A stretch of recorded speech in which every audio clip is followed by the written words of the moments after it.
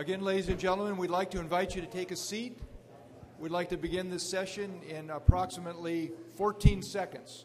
All right. 10, 9.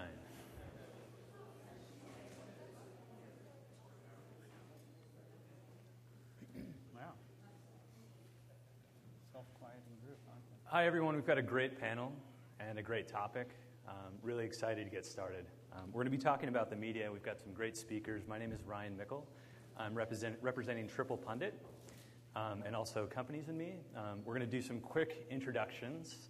But just to start off, just as some housekeeping notes, I really want to make this an interactive and fun discussion, and sometimes can feel a little bit one way.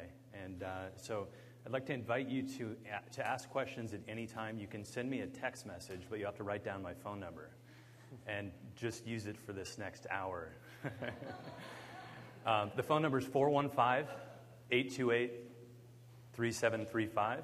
You can also tweet anything that says my name, so R-Y-A-N, and then my last initial, which is Mickle, M, so Ryan M. I'll be following both those streams, and so if you have questions, I'll literally interrupt the speakers so that you can get your questions answered if they're good and relevant questions. Can you also raise your hand or something? No, we don't do that.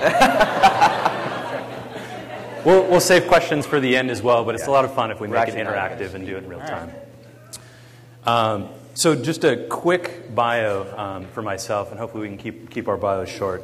Triple Pundit is an online blog. You can find it at triplepundit.com. If you haven't seen it, obviously would love to have you check out the site. We consider ourselves a voice of critical optimism in business that's leaving the world better off. My other project, I'm the founder of Companies and Me, which you can find at companiesandme.com.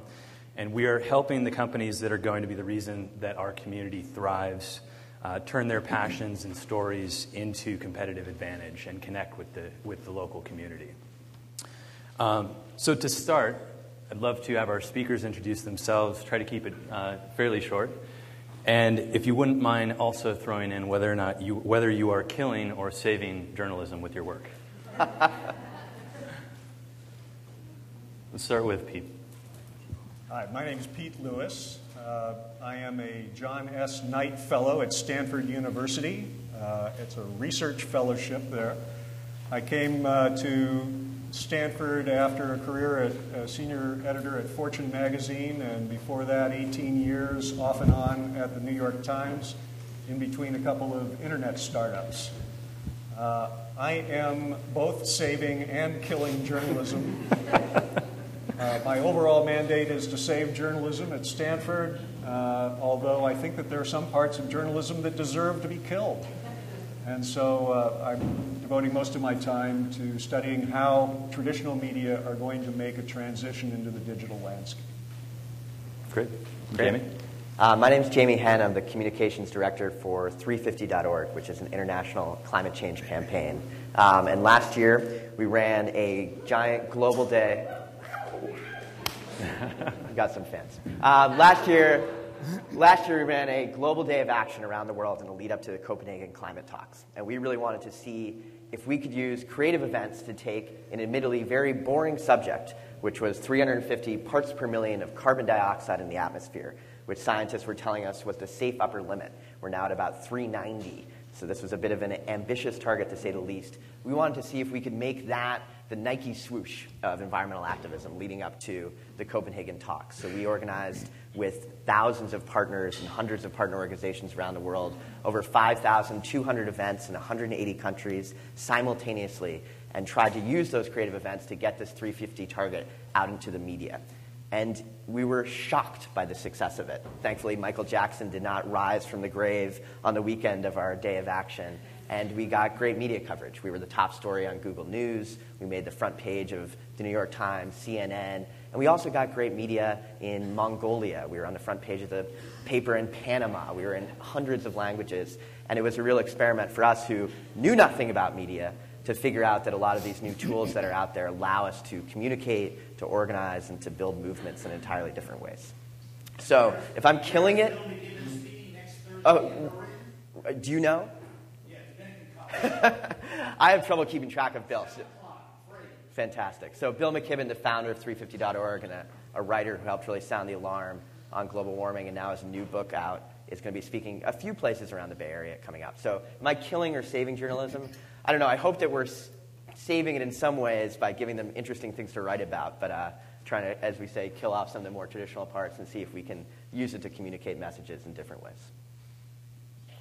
Joel? I'm Joel Makower. First of all, it's a pleasure to be here on this panel on gender and racial diversity in environmental media.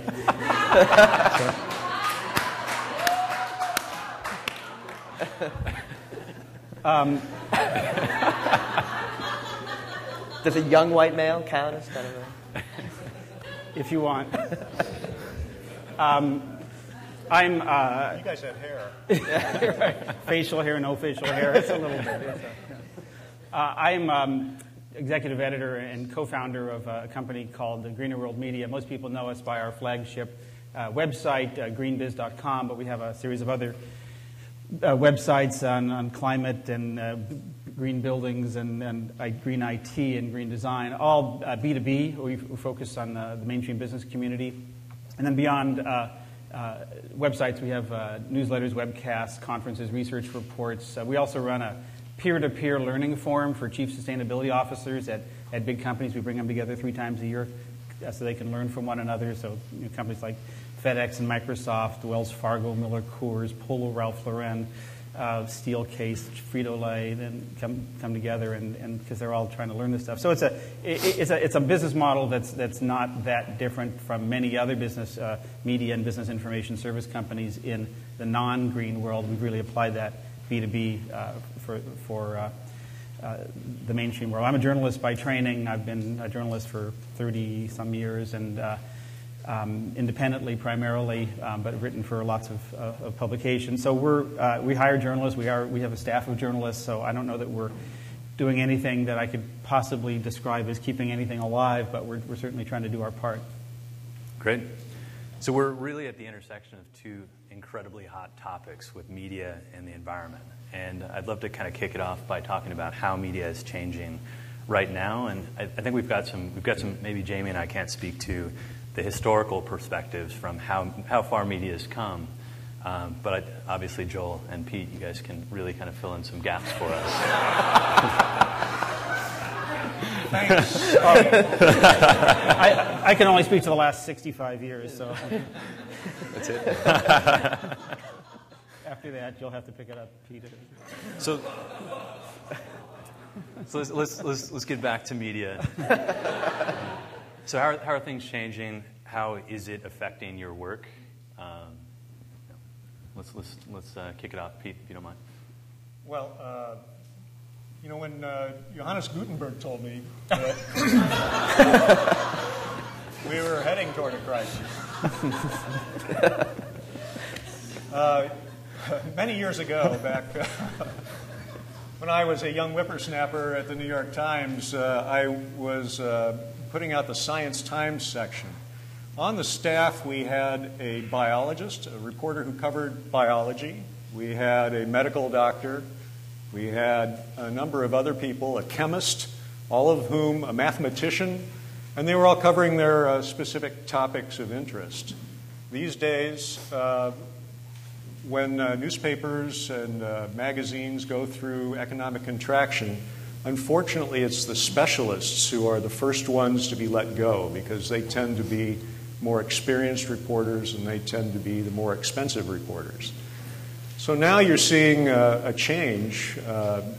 Besides the entire digital landscape changing, the reporting staff for covering the environment is shrinking. The budgets for sending reporters out to do environmental complex stories simply aren't there.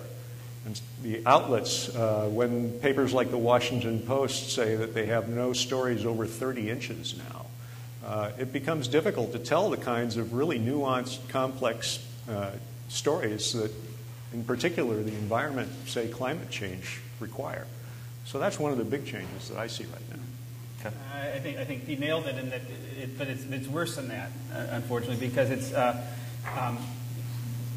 what's happened is that first of all, the environmental reporting staffs at major media outlets have been decimated. I mean, Fortune and the New York Times and CNN have pretty much cut out almost all of, or a significant chunk of their, the Weather Channel had an environmental unit. Now, I can't imagine what environment has to do with the weather and why they'd want to cover that, but they decided they actually apparently saw that same question themselves, and they said, well, weather and environment have no connection, and so let's move on. But what's happened is, in the interim, is because there still are environmental stories happening all the time. I mean, we published on our little team we did in the B2B world, skimming the surface, we published about 2,400 pieces last year. Is that in most daily papers and magazines, they're either freelancers or they're general assignment reporters who just don't have the knowledge and most importantly the context to look at a press release or a company announcement and say, is this news? If so, what does it mean?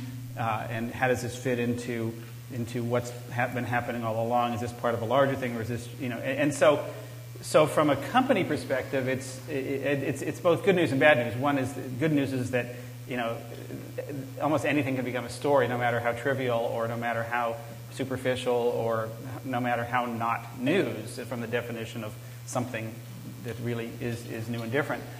But also from the sense that the other side is that there aren't as many people who are willing to tell those stories because, as Pete is saying, the available interest in this. Oh no, our company did a good thing story last month, or we covered, something about landfills or toxic waste back in, last December, and so I don't want to do that story again. It's really kind of that. So that's created great opportunities for organizations like yours and mine, who online have can build an audience and significant audiences, and I think in both of our cases, that are interested in knowing and learning about those stories. Great. Jamie, did you want to add anything? No perspective. No. No, quickly, I think maybe a story that I think illustrated me kind of how media is changing. I was sitting in New York. We have an office out here, but our team had moved to New York around the final lead up to this big October 24th Day of Action, where we were going to try and get media coverage for all of these events and use the media as a megaphone to really convince and talk to people about climate leading up to Copenhagen. And we were calling through all of our organizers around the world using Skype, of course, on their cell phones. And a South African colleague who was based in New York called up these two young women who were sisters who were in Addis Ababa, Ethiopia. And they had come down to a training we had run in South Africa and had gone back to Ethiopia, and we kind of lost track of them and weren't really sure if they were organizing an event for us or what they were doing. And he called them up, and over this kind of sketchy Skype connection, a really choppy line, they said, oh yeah, we're going to have 15,000 people in the streets of Addis Ababa tomorrow. And he's like, what? He said, oh yeah. We went to 15 schools, and we convinced each of them to send 1,000 kids, so we're going to have 15,000 people. This was going to happen about 24 hours before our Day of Action. It was going to happen on the Friday. And so I'm sitting there at 2 a.m. in New York, kind of tearing my hair out, being like, we're going to make it. This is our big story. We're going to ride this all the way to glory. And so we asked him over the phone, do you have a camera? Can you get us footage? And they said, oh yeah, we didn't really think about that. And I'm like, I burst into tears. I mean, it's like 2 a.m. I'm losing it. And we call up, so I kind of naturally call up who I think could get us footage, which was CNN, Al Jazeera, different TV networks. And we called up CNN and it said, yeah, we don't have any staff in Ethiopia. We don't even really have that many filmers in Africa anymore. Al Jazeera didn't have staff on the ground. Ethiopian TV was the only ones who did, and they were going to charge us $30,000 for it. So we were able to kind of, again, hop on Skype again and desperately call a friend of a friend whose friend's girlfriend from South Africa was in Addis Ababa. She had a video camera that was pretty high def, so she was able to go out 10 hours later, get on her bicycle, go film the event, get great footage, get back on her bicycle. Couldn't figure out how to upload the footage, so we were on Google searching for internet connections. We find a 3-star hotel in Addis Ababa that has the one high-speed internet connection. She has to bike there, buy a drink at the bar so she can use it. So she's sitting with her martini, uploading footage to me in New York. I can turn that around and get it to CNN 2 hours later. We can do that now. That was, a problem that CNN doesn't have their cameras, but I can sit with my iMovie and edit footage and get it up to them and put it on networks a few hours later. So I think that this kind of mix of Skype and bicycles and films everywhere and alcohol and computers, it's able to take people like me and allow us to kind of get out into the media. So I don't know if that's killing the jobs that should be there, but I think it's opening up opportunities. That's for the us. way of the world. I mean, the mainstream media, the so-called mainstream media, they're using some of those same things. They have. I go and I see, reporters from major media with flip cams doing interviews, and flipping in, sticking in a USB port and sending it somewhere. So those are the tools of the trade now, particularly because they're cheap and exist, and because media and cheap and barely exist, and that combination makes it a hand in glove kind of thing. But I think what you experience there is kind of the way that journalism is done, with a few rare exceptions of the major TV networks. But certainly on the print side and print/online versions of it, that's how it's being done. So it's a great story. Yours is a great story. In fact, the story may be as good as the story you were covering, but that's another story. I can say that alcohol has been a part of the journalistic process for many, many years. Yes, exactly. So now that we all have these publishing devices in our hands, we take them with us, and we literally have created, or you could say Twitter is the most effective publishing device ever created. It gives us all the power to create, call it news or a bit of information, and pass it on immediately. So where do we all fit into this new ecosystem? We've got, regular community members armed with publishing devices. We've got professional media and newsrooms. We've got nonprofits that are organizing on behalf of a cause. We've got companies. We have TV. We have print. Where do we all fit into this new ecosystem? I don't agree with your premise that Twitter is now the great publishing device. I mean, I didn't call it great. Or that it is even in any way supplants news. It's a way of spreading stories, spreading information about stories. There's a great story, click here, go to Triple Pundit or whatever. But, as Pete was saying, I mean, one of the challenges here, when we talk about environmental issues, is that this isn't simple stuff. Most of this stuff is incredibly complex and technical and geeky and scientific, about it, which even the experts don't agree. And that whole need to get both sides is another problem that we've certainly faced here, but a problem in reality. But I think one of the challenges is that you can't do these in 140 characters, 140 words, and to really help understand what's going on in this mine in Papua New Guinea, or this rainforest in British Columbia, or this tribe in Ecuador, or this creek in Walnut Creek, it takes some telling, and it requires some, short of the sensational film at 11 kind of stories, and there's a role for that too. We need to figure out how to tell these stories in short and pithy ways that will get to not just the people like those in this room who are smart and get it and engaged in some fashion, but the rest of the world, which is the other 99% of the world plus, who are just sort of barely tuned in. And that's where Twitter, which many people I know who are smart, engaged, aren't on and don't get, and some of them are even under 40, that falls short. So I think we have to figure out what is the right set of tools and for the right audience. And we've long passed 3 networks that reach everybody, and a few major newspapers. We're now at a place where we have not just 500 channels, but 500 different technologies that we can use to get this out there. And that's both the challenge and the opportunity. I'd like to put in a word of defense for Twitter and Facebook as really important parts of the future of journalism, because if you take a look at why the New York Times exists, it's really because you trust the editors to tell you what the most important stories of the day are, and to say, this is important, this is important. If I put it on the front page, it's really important. But as the media landscape changes, a lot of people are getting that same sort of thing from their social networks, like on Facebook or Twitter, where their friends, the people whose opinions they trust and they have some affinity with, are saying, this is important, this is important, this is important. And they point to different stories. So I think The traditional media ignores Twitter and Facebook at their own peril. Yeah, and there's probably, you could probably use the same argument that people probably bitch when the printing press was invented, because you didn't have the depth of, actual handwriting, and, with the invention of the blog, we have more information coming at us. It's not in print anymore. Anyone has the ability to publish. And now Twitter enables people who don't even have, the hour to write a decent blog post to join in this unlimited conversation.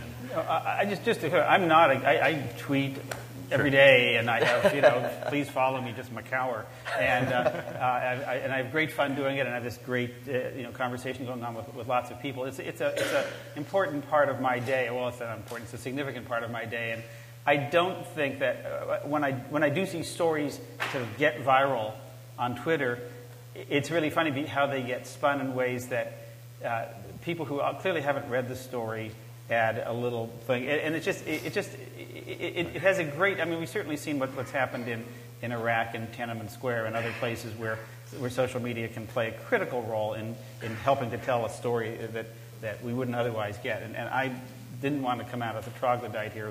I'm all over that stuff, but I guess I get this whole idea of, during the .com days, there was this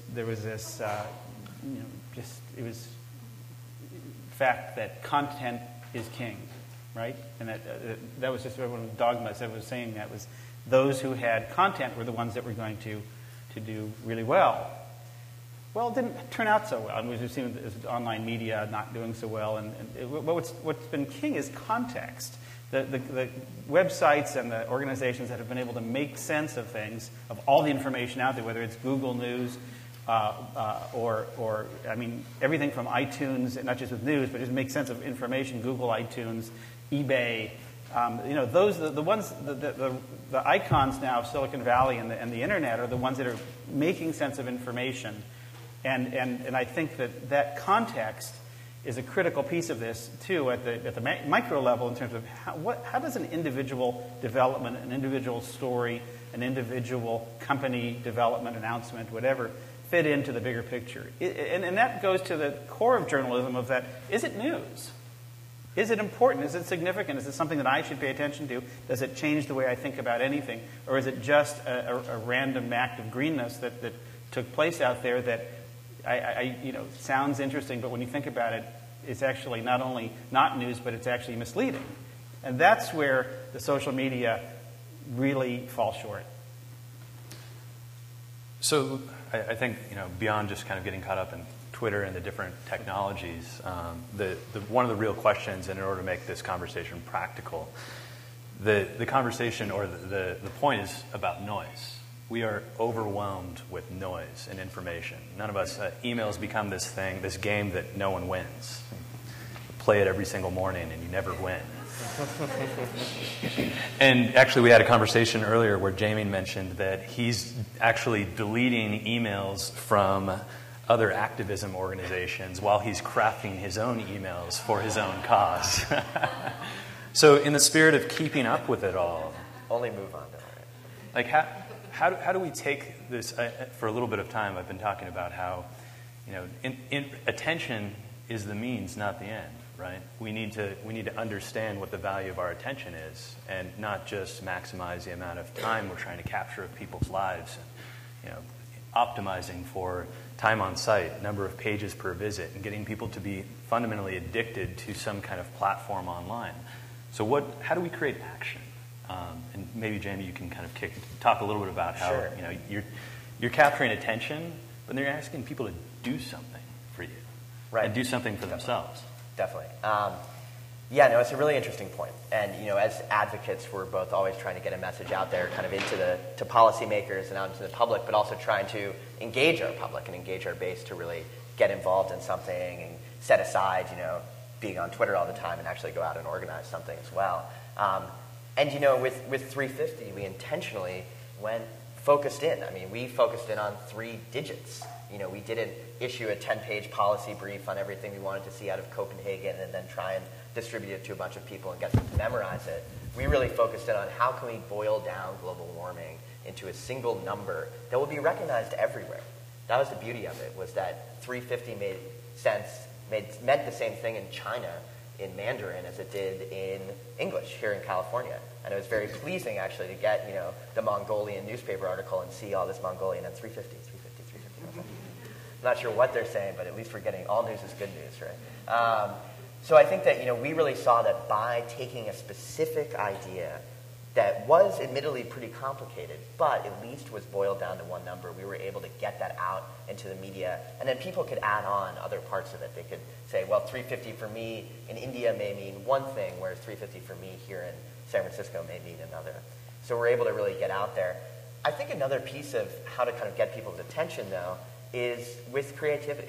I think when we think about the things that we like to actually spend time with, the media that we actually like to kind of spend more than a few seconds glancing at, it tends to be art. It tends to be music. It tends to be images. It tends to be poetry. It tends to be really great stories. Those are the things that maintain our short attention spans.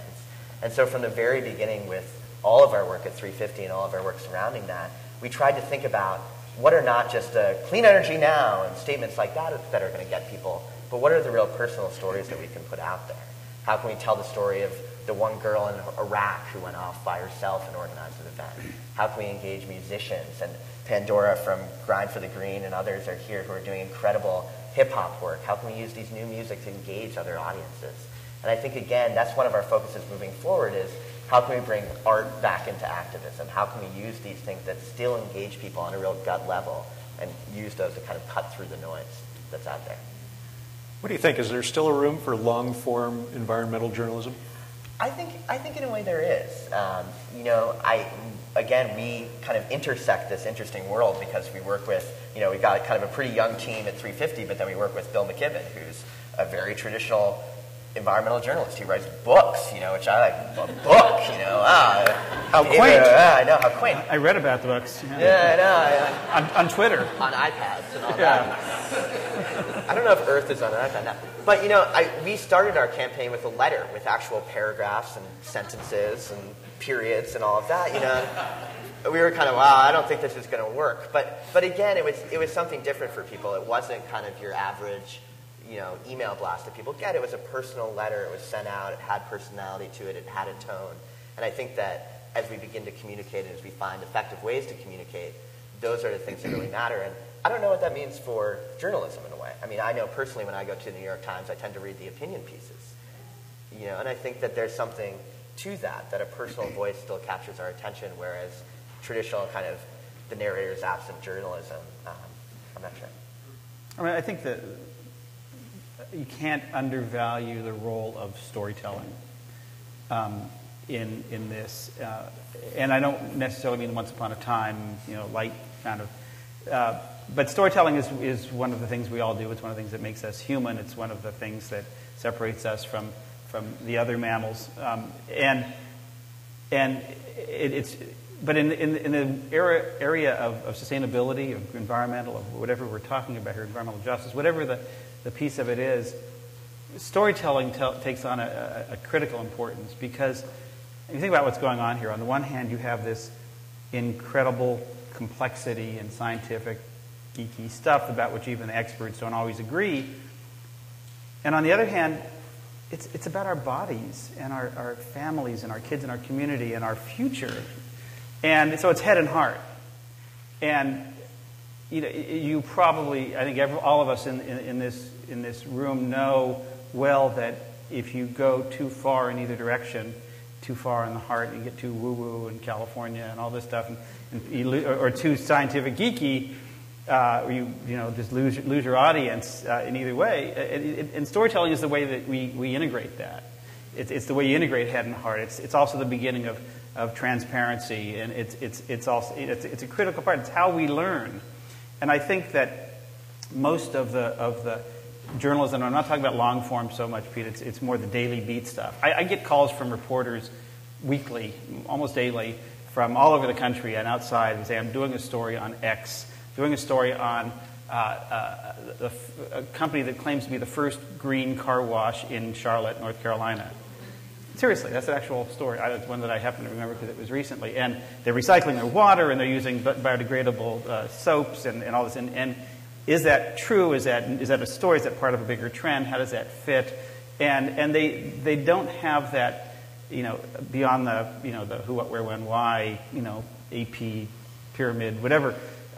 They don't really have the tools to put these things into a context of what's the bigger story. How does this connect to anything, not just other car washes or Charlotte, but to business and the way that consumers are thinking about getting cars washed, and should we even be going to car wash, and how is that more? And the stories really bring those things, make those things happen. And I know they're sometimes undervalued relative to foot on the ground reporting and investigative stuff, which is critical, particularly if there's so many stories there that just haven't been told about mining companies and business lobby-ish relationships and all that needs to be uncovered.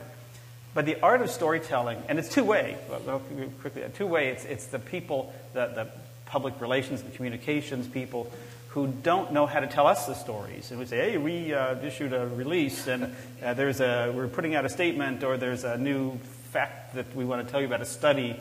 And it's like, tell me a story. You don't read my releases?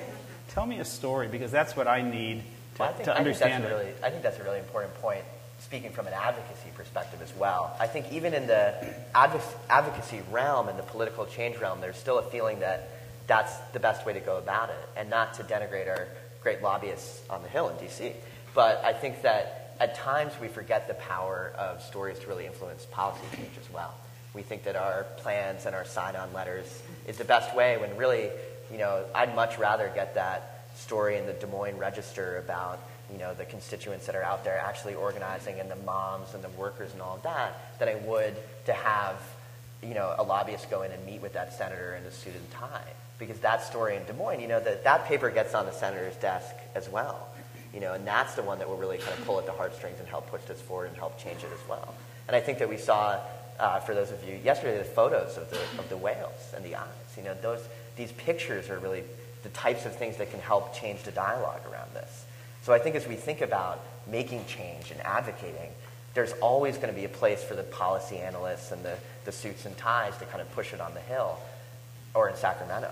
I think that we also need many more people working on in the communities, figuring out how can we bring these stories up from the grassroots and lift the people up, not just the technologies we're going for, but the people whose lives are going to be affected or who are working on these things. So I think that we're beginning to see that happening in the advocacy realm as well, but it's sometimes a slow transition too. We have some questions. I'd love to hear what they have to say. Actually, we had a question earlier on this side, no? Doesn't he have to tweet it to ask? We've had some questions that have been answered, actually. Please. Gentlemen, you're driving me nuts. Nobody drives you nuts. You drive yourself nuts. You're talking about storytelling. If Don Hewitt could be brought up alive, that was his favorite line. Tell me a story. I worked at CBS and ABC for 12 years, and the thing that's missing from this discussion is third-party endorsement. I don't care what and I have some really good, smart friends, one's Joel, but I don't care what my friends think. I want to know that when I read something, there's a relative likelihood that maybe 90 or 80% of it is reasonably truthful. And Twitter and anything else I can get on the internet doesn't do that. Even Google News is telling me what a lot of other people think may be news, but it's not the people who sit in editorial meetings. It's not the people who fight hard for their piece of the story or who question. And that's the part that's missing from the internet. Really good third-party endorsement. The only one that I can think of is Rotten Tomatoes. That at least gives me the 100 best reviewers in the country, and I get a reasonable index. So what would that look like, Arthur? That's the problem. I don't know, but I think that this movement toward trusting everything that's on the internet. I mean, it used to be, there used to be that famous quote, which I can't remember about, just because it's written doesn't mean it's true. And Peter, I don't know what you're doing down at Stanford, but you should be fighting for somehow the creation of more believability on what's in the, quote, media that exists on the net. There's something really missing without that third-party endorsement. I am doing that. Okay.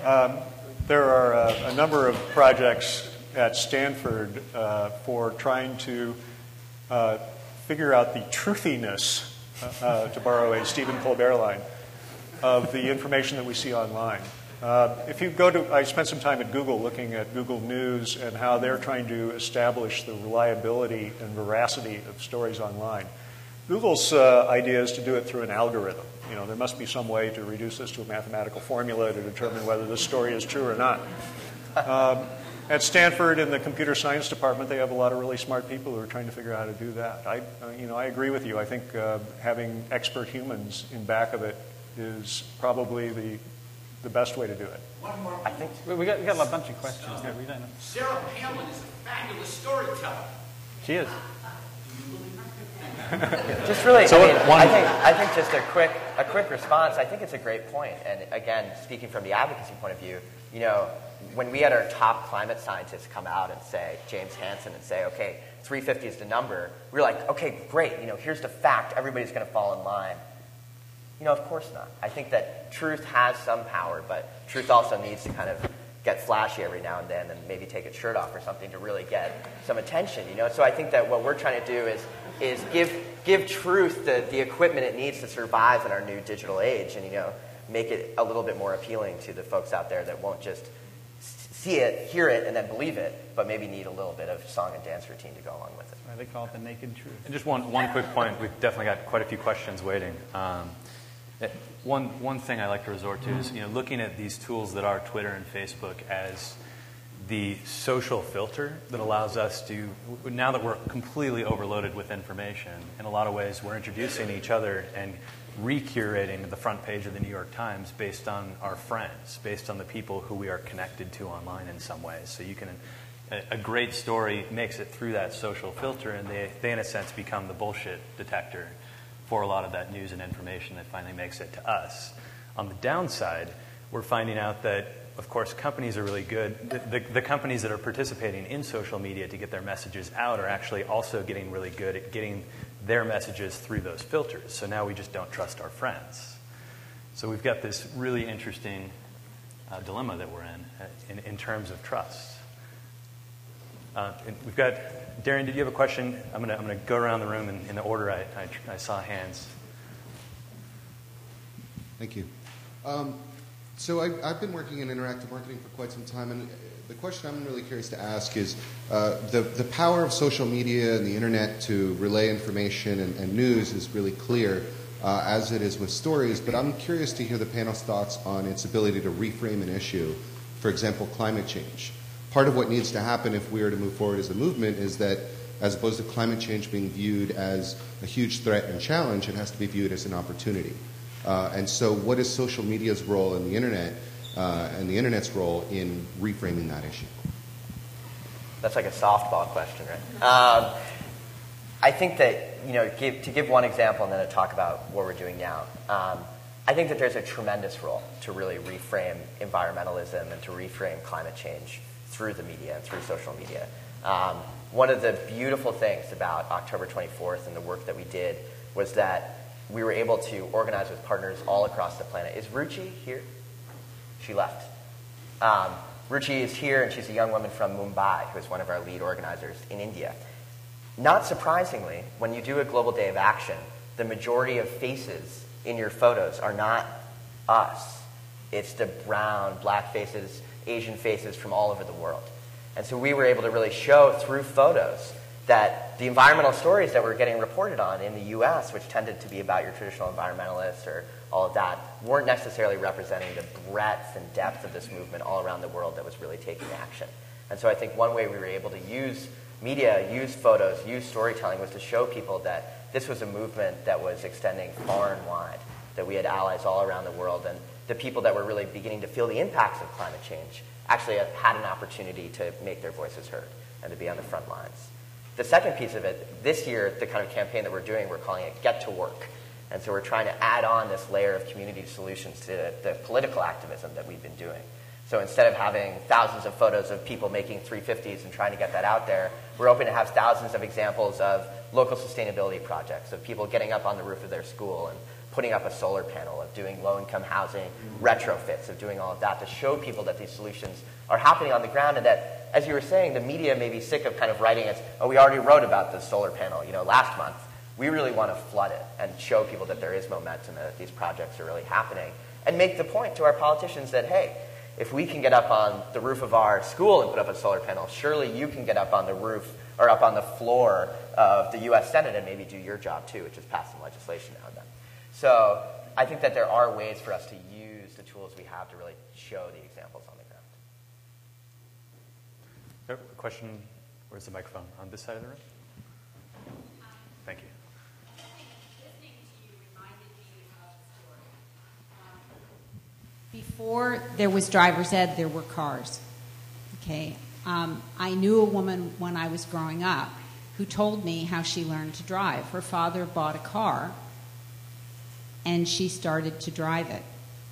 And a few years later in their town, somebody thought it was a good idea that you needed to have a license. So I'm listening to all of you. We've all been put on the road with all these devices to communicate with each other. Twitter, Facebook, flip cams, everything else. Not while you're driving, I hope. No. No. Professional driving skills, driver's ed, is something that people who learned journalism, who know about context, who know about truthiness, who know about how to do the who, what, where, why, when, and go and verify their sources, know about.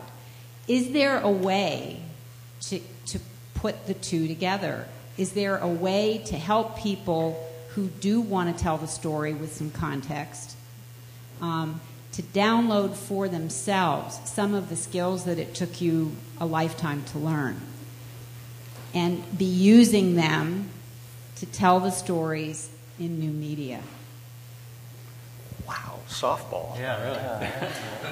I will be talking about this later today, but one of our proposals here at the Media Guild is to establish a Center for Environmental Storytelling that will provide the training from scientists, from experienced journalists, and from experienced storytellers to develop an entirely new generation of people to tell stories that can be inspirational and helping to change the environment. That's awesome. So I think that's it. We're going to debate this issue for the next 48 hours. If you want to join us outside for the next 2 days. We had great. Thanks so much to the panel. A round of applause, please, for Jill, Jamie, and Pete. Thank you so much. Thank you for stepping in to do this. Of course. Thank you very much, Ryan, Jamie, Peter, and Joel. This was a fascinating session.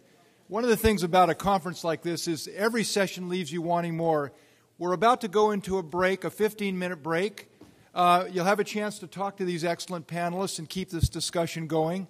We'll be coming back with Breaking Barriers to the Energy Economy right back in here in 15 minutes. Enjoy your break outside on the lawn.